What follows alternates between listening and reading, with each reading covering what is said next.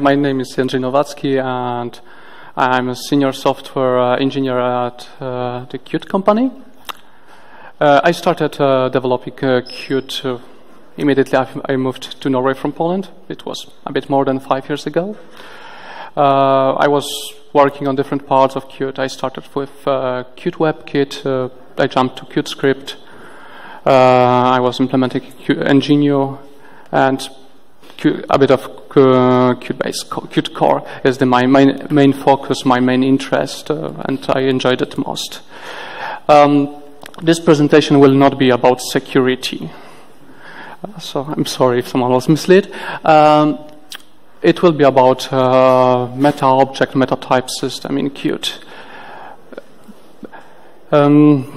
Qt collects a lot of data, information about custom types. It saves them in different places and it collects them in different ways. I would like to present why this kind of data is collected in the first place, and when, where it is collected, and how it can be used. I will present three main places where the data can be found: type info, QObject, meta type. Many people say that this part of Qt is kind of magic. I think it is a great technology that can be used, and I would like to change this opinion, this perspective a bit. First, why Qt needs additional information about types? Why we store them? Qt is a framework, right? It allows to create your application libraries. You can build application from certain blocks. You can collect blocks and build your tower. That is, in the end, your application. But Qt is also a C++ framework, which means, which means that it's influenced by C++. When you build an application in C++, you create your own types, your own structures, your own shapes of blocks, and then it's not the metaphor of blocks is not that easy anymore, right? Because you can have multiple blocks that don't really match each other. The building is not that trivial. That's why Qt needs certain additional information that describes custom types. We don't really use that often special interfaces that you have to inherit, but we try to store additional features list of your types. So traditionally we kind of divide type information into two different sets. So like it's compile time and runtime. We use compile time information for mainly for performance optimizations. We are able to cut off certain code paths during compilation time. So, for example, our Qt containers can work faster or certain types. This is the main purpose of compile time features. We also have runtime features, which means that depending on, for example, user interaction, we create a new instances of certain predefined types, custom types too, that are not really known for Qt. When we compile Qt and we ship binaries, Qt don't know about certain types that are actually constructed on runtime. Personally, I believe this kind of division is a bit blurry in Qt, because compile time information that we collect during compilation drives also runtime behaviors. That's something that we can actually, we use a lot of information that we have on a compile time that are necessary to optimize certain code paths. We have that information also on runtime, so we can do exactly the same optimizations during execution. I would like to start from probably the most simple thing that allows to describe custom types. Qt type info is a macro that define template specialization of certain class, QType info, which is private. It mainly allows to tag your types with two flags. Primitive, you can flag your mark your type as a primitive or movable. What does it mean? We don't have that many primitive types. Essentially, primitive types in Qt is a type that don't need to be destructed. You can create a copy of it without calling copy constructor. You can just mem copy them and to create new instances. And you don't really need to construct them either. In most cases in Qt, we actually zero initialize that kind of structures. As I said, there's not so many real life use cases for that. Second one is movable type. Movable type is a type that can be moved from one region in memory to another without breaking invariants. So it allows us to make certain optimizations, like do not call copy constructor, right? We just move the memory to a different place. We reallocate everything, and we avoid many function calls. And optimize memory usage because we don't create temporary objects. And this kind of optimizations are mainly used in containers in Qt. Well, mostly in, I would say 90% of cases. But it's also really, really important from performance point of view. I would like to talk about one typical class, like this kind of structure you would see in many applications, I guess, mostly in libraries. It's a structure that tries to hide implementation, right? It has only, it has data pointer, which is probably defined somewhere in implementation.cpp or somewhere. It's not really visible for a user of this class. And every important data is stored in an internal structure, private structure.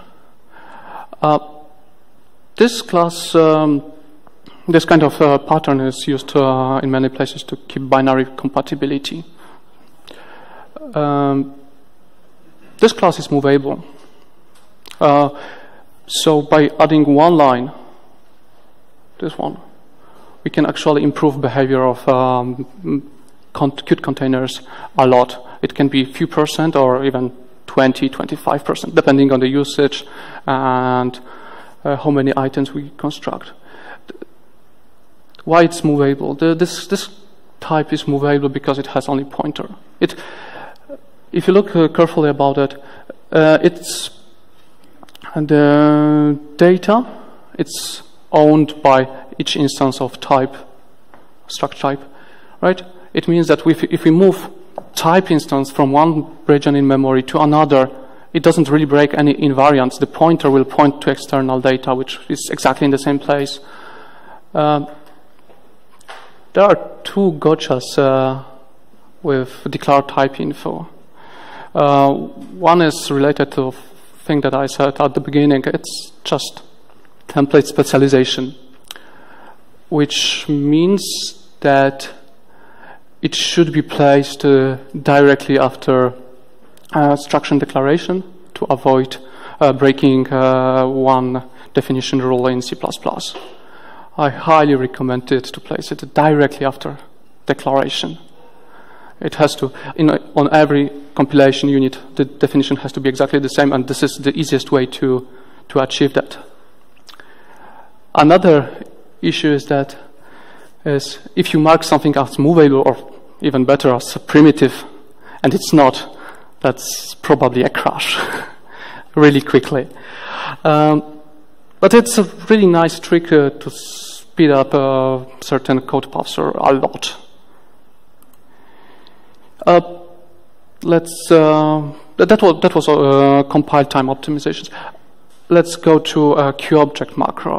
I think it's a heart of Qt, really. It doesn't define that much. Like if you look into definition, it's just one static object and few virtual calls. It's almost nothing. But we know that it allows to store certain features like properties, signals and slot and such. If we dig a bit deeper, all macros that are defined together with QObject are also empty. Like signal slots, it's just empty macro. If everything is empty, it's kind of hard to see what is actually stored. I mean, as I said, Qt is spying on types, right? But it's not really visible directly from the source code. Qt is using mock. It's a meta-object compiler. It's a tool that is used purely by Qt. And essentially, it parses your source code to construct certain data. I will be talking about this data a bit more. I prepared one class.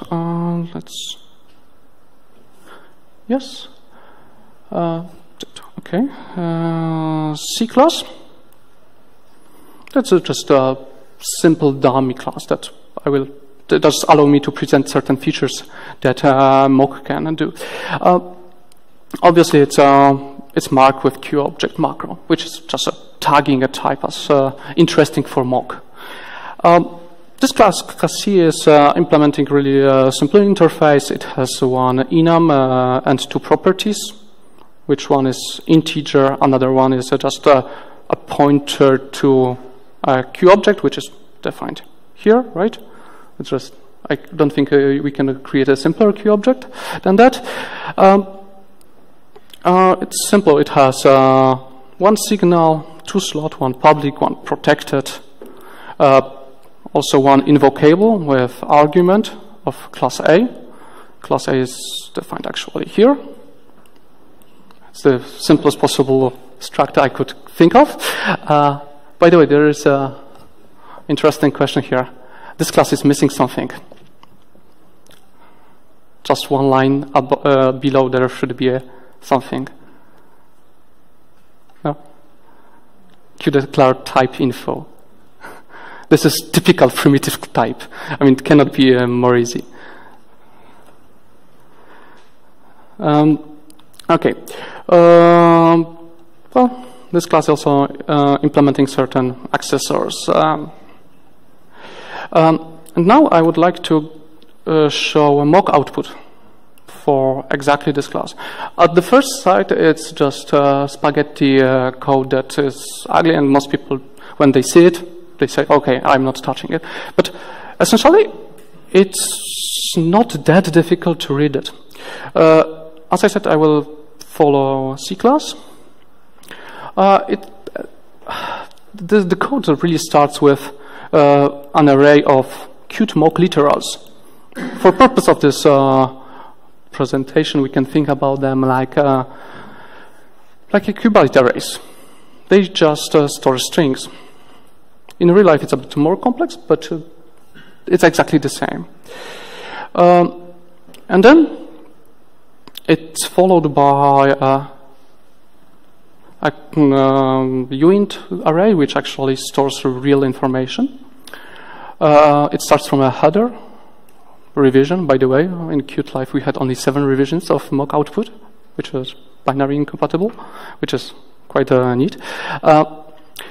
And then there is a class name, right, which is marked with 0. The 0 here is actually an index inside this table. If you look carefully, this is the first literal that we have. So we really store string inside a mock output. Okay, the class had 2 properties here, right? And these 2 properties are also placed in a mock output. Just a bit below, if we go down, we have 2 properties with, again, name, number 7 and 8. We can make a lookup and strings, 7 and 8, integer and pointer B.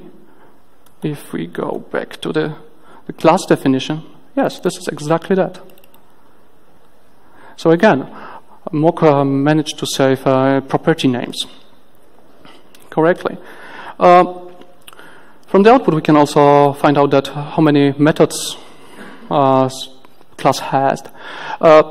In this particular case, it's 4 because, well, signals are also methods. Slots are methods. And invocable, it's also method, right? So we have 4 of them. And they are one by one here, all with the same written in the same approach, with a name, 1, 3, 4, 5. We can look into it. 1 integer change is the signal for notification that property changed. 3 and 4 were public and protected slot, and 5 was invocable. Again, the strings were just saved. If you look here, that's actually a bit more information. It has amount of arguments. Only the invocable had 1 argument, and certain flags, like exactly the visibility of interface, is also saved. Mock is also saving parameters, that arguments that method slots are taking. It's always a return value, which, for example, in case of first slot, it was void, no arguments taken. But or invocable actually was taking something. This is the invocable that I was showing. Its argument was class A, right? But class A is not a built-in type. Mock has to think about it, like how Mock can generate a code for Qt about a type that he doesn't know. I mean, the only thing we know is actually the name of it. So we actually save the name. It's 6. 6 in our literals is class A. Okay. That's but we don't only save interface, like functions and properties. I mean, this is something that we have to do anyway. But there's a bit more. Like, for example, enums, right? There was a definition on one enum here. We mark it to be saved. It has 3 properties, 3 values only.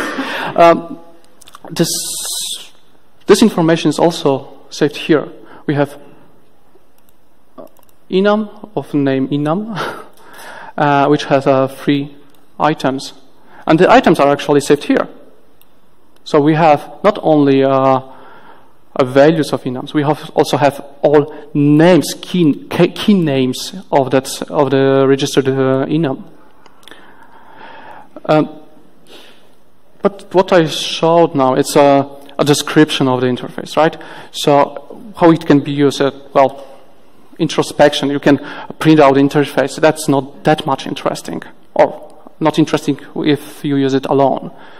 But Mock is also a wrapping interface. It has a way to call certain methods, like with ignoring all the signature that it's kind of nightmare. It is actually able to invoke methods by indexes, and as I said, we have only 4 methods in this class, and they are all here.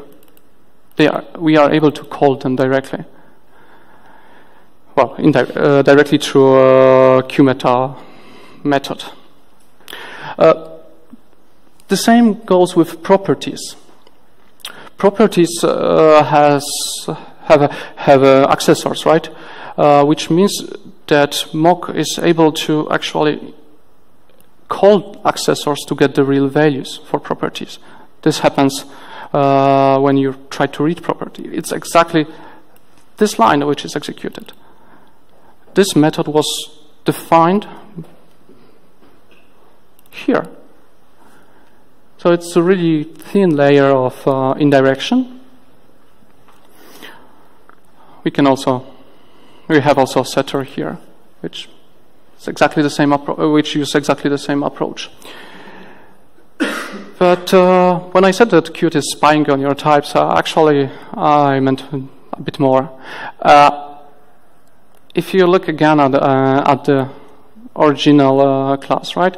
Class C is marked as with Q_object macro. which means, yes, it's interesting for mock. It has to be parsed by mock, and we are interested in some output. But it's not entirely true that it's the only interesting thing in this file. Mock is able to detect certain additional features. For example, it knows about property here, right? It's a pointer of custom type. But it happens that when it parses the file, it also sees a definition of the class B. And it knows that it's a Q object.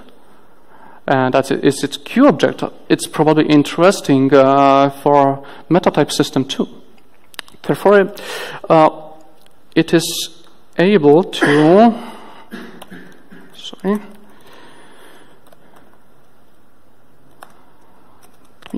jump. It is able to use QRegister meta-type based on this class. So it's not only saving information on one class, but also it tries to make a connection to different classes or different types. If it would be a forward declared class, this code would not appear here. But it is really useful when you, for example, want to read a property, right? And it has a property has a custom type in it, or it's of custom type, and it's not yet registered. By default, Qt is trying to register this type because it already knows, oh, maybe I'm able to register it myself and use it. So yeah, first call to unregistered type would be a bit slower, but it's a really nice feature. The same happens for class A, which is a method argument. Really a similar feature of mock. It sees that class A is declared as meta type, which means that it is able to register that type on runtime too. So mock is not only saving a description of interface, but it's wrapping a certain API as far as it can, and also it's creating a certain net of connections between different types. How it can be used?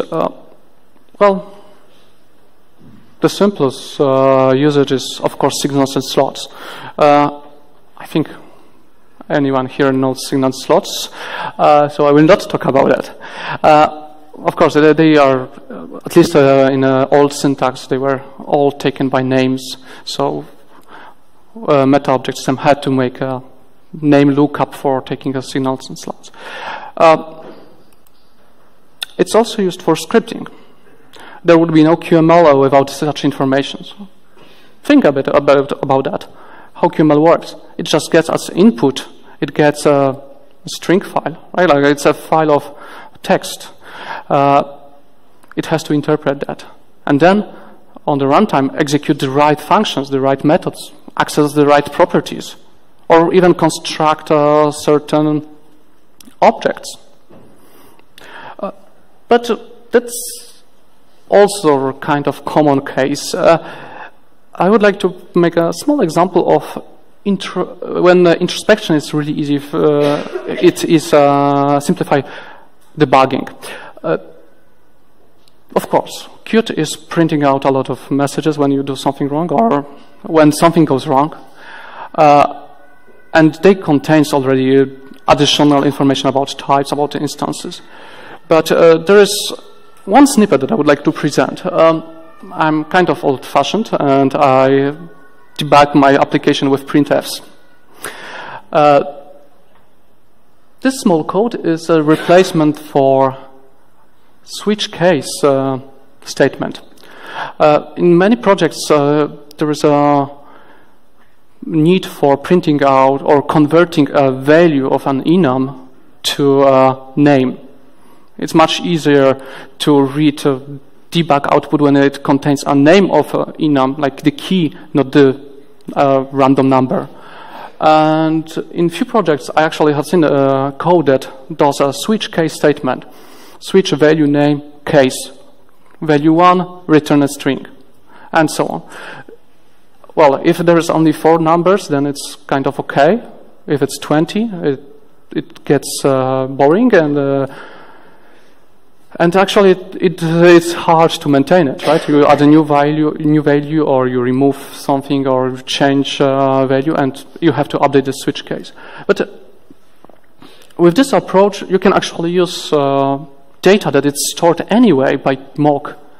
How it works? It's, well, just access meta object that already has information that show you in the mock output, right?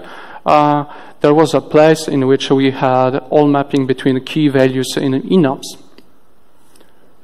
And we can actually get meta enum class directly from meta object and ask for making this conversion for us here. Just simple as that. Now, okay, let's move a bit. This is my favorite area, QDeclare meta type. This is also a macro that caused certain confusion in Qt. It goes always together with QRegister meta type call, function call. What it does, it's also a template specialization that tries to wrap certain things. And QRegister meta type is a function call that actually register the type and register all informations for runtime. As a Qt don't know about any custom types that you are using in your application, at the beginning at least, it has to it has to name your type somehow, and by default it's just an int number ID. Plenty of API is actually using this ID later on for, it's a part of APIs. As we are here, this function signature changed in Qt 5. Before it was accepting a string, which was a name of custom type. Right now, I highly recommend to not use it. This way you will detect some problems in code. So when we register a type, we wrap certain interface, right? Custom type has certain interface that should be exposed to Qt, but we don't have interface in a Java way with virtual when you have already predefined interface that you have to implement. If we dig deep enough in registration itself, it's actually just this function call. What it does, it wraps destructor, constructor, and function to construct and destroy a custom type instance. It also saves size of the type and certain flags that I will talk about later. And if it's a QObject derivative, it will also be able to save meta object pointer, so the real mock output. Wrapping here is actually quite simple. It's a problem with C++. It doesn't allow you to get a pointer to a constructor or destructor. So, well, it's just a smart way of avoiding this limitation. It's just a template function that wrap destructor, wrap constructor, and save it.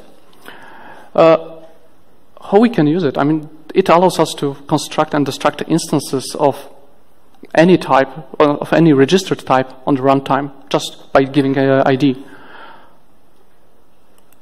Okay.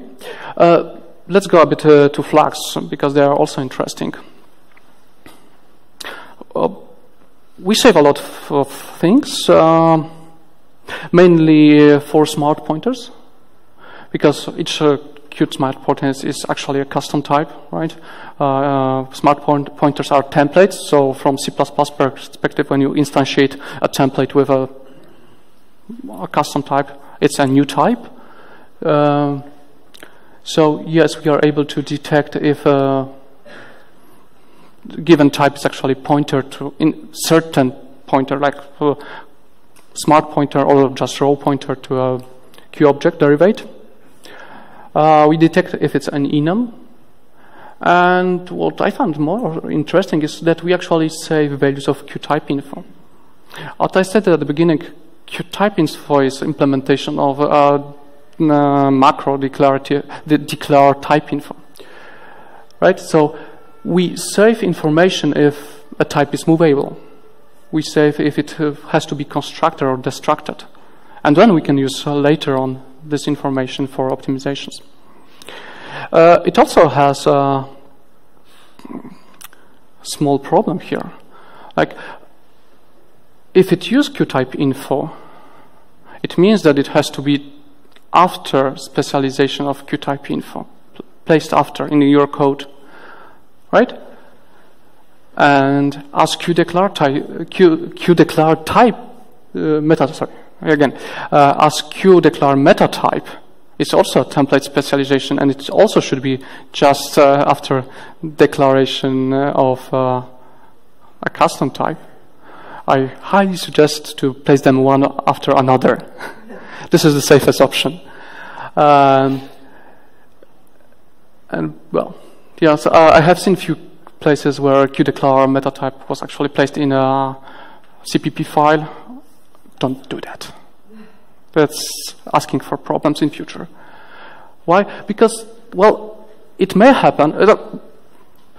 By default, it's just undefined behavior from C++ perspective. But it may happen that actually type info returns different value for different compilation units, which means that sometimes certain optimizations are not executed. It causes really random problems. It's really hard to debug. So, rule of thumb, always place it after declaration of the class. So let's focus on certain aspects of type information that we have, like that we store. I mean, as I said, we store a lot, right? But if you think about use cases, it's not, at the first sight, it's not that obvious that we really need that information. But if we focus on just a small set of it, we can construct types, custom types, on the runtime. We can destroy them. We know the size of type, right? Simple as that. We know if a type is movable, so we know certain flags. And this is exactly how a QVariant is implemented. QVariant, I assume that everyone knows QVariant. It's just a class that can transport any type to different parts of library, different parts of code. QVariant has a storage room, which is a pointer to an external data. So when you create a QVariant, it actually allocates memory for a custom type, or it creates this custom type with new, and then use a pointer to it. It's implicitly shared, but still it has to do allocation. QVariant is also movable. Well, it uses a pointer, right? So the data doesn't change really. You can move it from one place to another without any problem.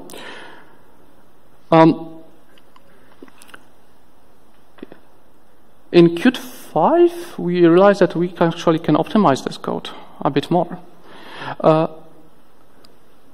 As we know that type is movable, we can, and we know the size of type, we can actually place instances of a type here instead of allocating external memory.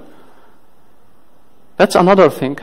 So if your type is movable and is small, it will not cause a QVariant to allocate. So this is exactly the same optimization that we use in containers, right? If a size of the type is small enough or smaller than pointer, then we don't use indirect pointing to external memory. We just place data directly in the site in place of pointers. The difference is that it happens on the runtime. We know this information, we have it, we just use it. Well, QMetaType and MetaObject has actually more features that I will not go that deeply in.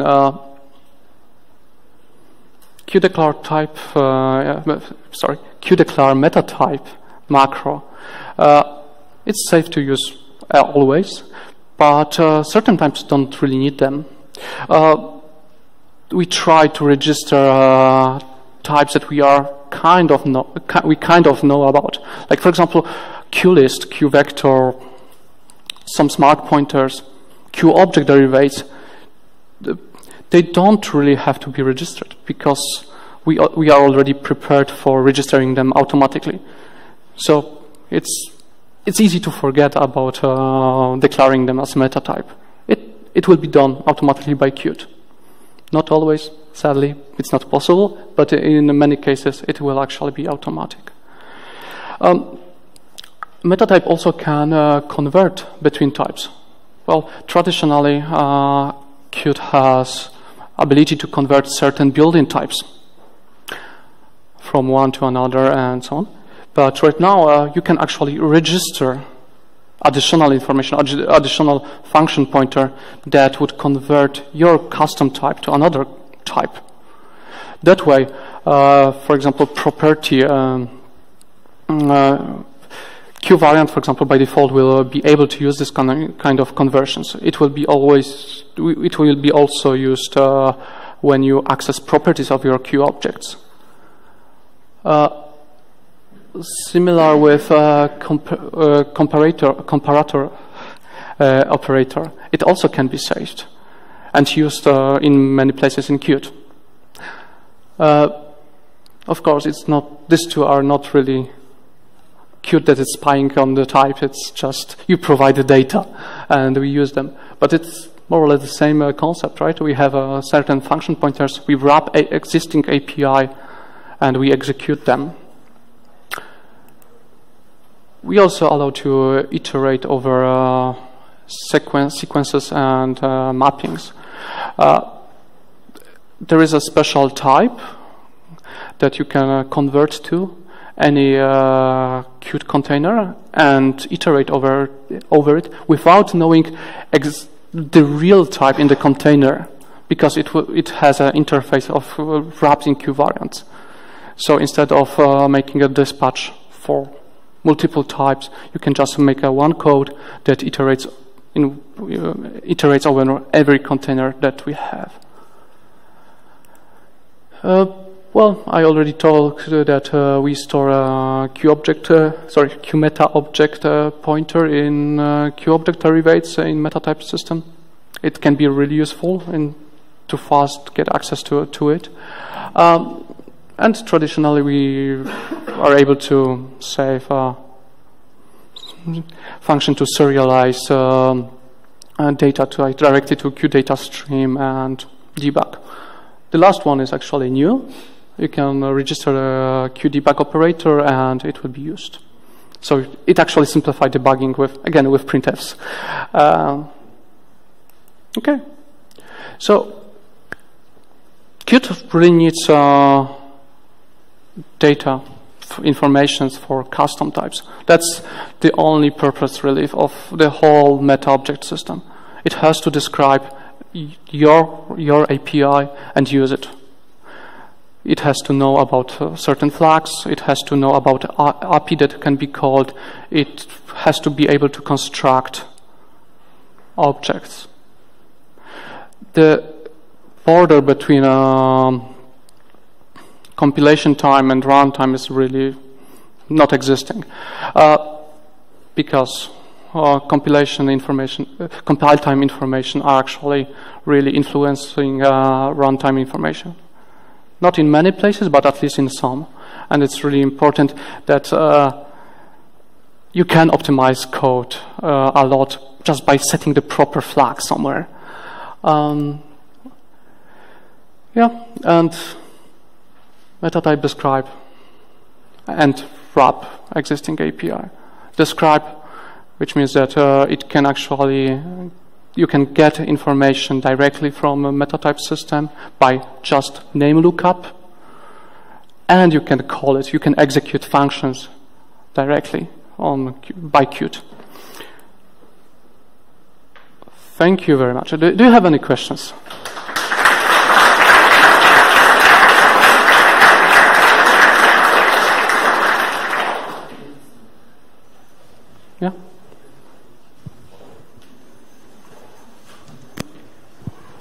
Yes, hello. I want to be sure, I didn't really understood the difference between primitive and movable type. And so this is cute concepts. What about the C++ concept of pod, plain old data type? And if a movable type is a pod type, could we not automatically deduce it's a pod type based on std ... is pod, and so we wouldn't have to declare the type info and automatically apply optimizations? Yes. So the question is how qdeclar type info relates to std threads. There are two problems. First, declare type info is pre C++11, so it was not really defined at the time. Second, movable flag is actually defined only for Qt. We could detect certain aspects of it, but we could not detect every case. For primitive types, yes.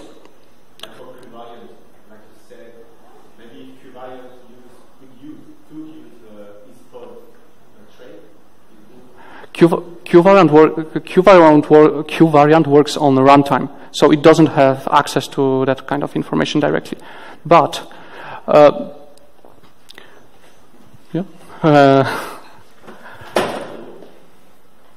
was dangerous. Yeah, you don't want is_pod, you want the is trivially copyable. That's a C++11 trait. So first of all, we need C++11.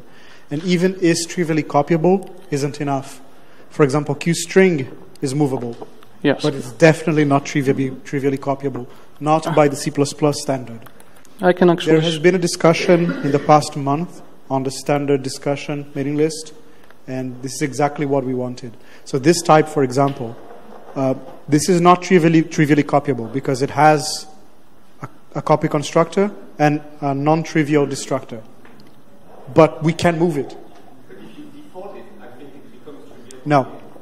The point is, even if you did, you can't make this type trivially copyable because you need to have non-trivial destructors and non-trivial copy constructors, right? The point is that this type, because of the way we designed it, because we know Jędrzej wrote this, right? We know this is movable. I can memcopy it from one location to the other. Right? So this is an extra trait that does not exist in C++11. We're discussing right now on the C++ standards mailing list. Maybe we'll have something for C++17, which means Qt might use it in 2020. Yeah, soon.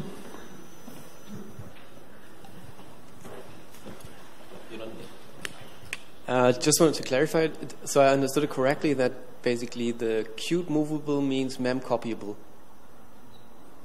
It means yes, although you have to don't use the old value, right? It's moved from one memory space to another, which means that you always have only one instance, valid instance in memory, right? So, for example, you have a Q vector of 4 items, and you have to reallocate it because you append more items to it, right? So what it does, it allocates new memory, it moves region of 4 items to a new memory, and there is another space, and remove the old memory, but without running destructors and anything.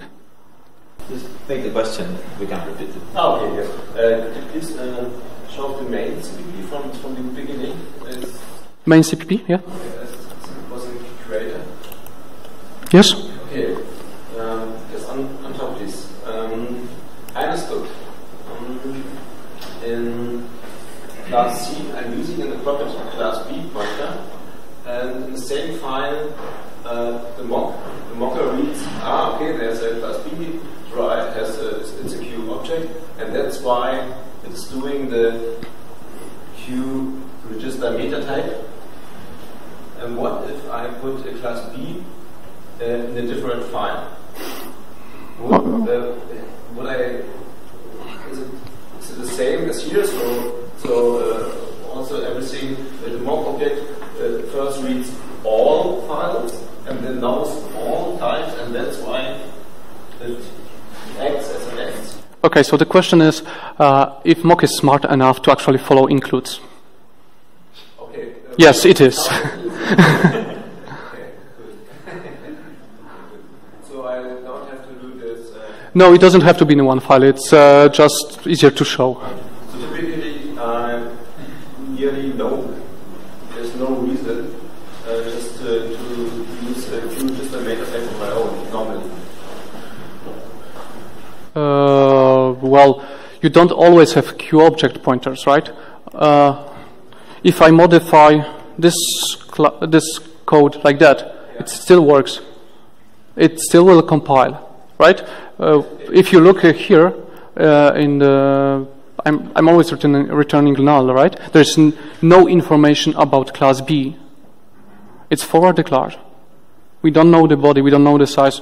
Mock don't know anything about it. It knows only that it exists, and then it will not place a code for registration.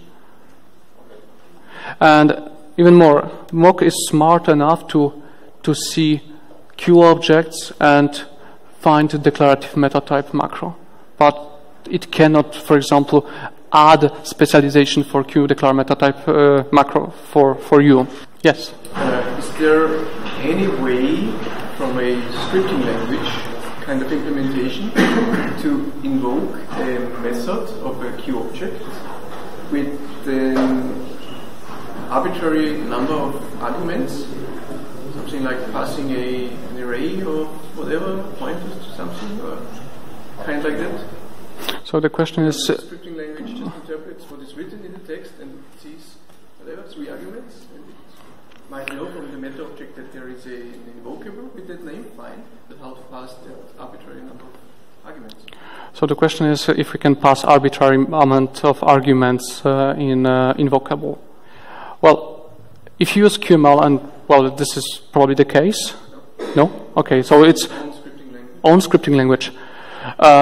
Then short answer is no. In practice, you can make your own wrapper for meta call and use that one, or just to specify a type which would be a container. So, for example, if I will be talking about QML because that's how it is actually implemented sometimes. You have a function call that accepts native JavaScript item, so QJS value. And QJS value is kind of Q variant from a QML perspective because it can store any arbitrary reference.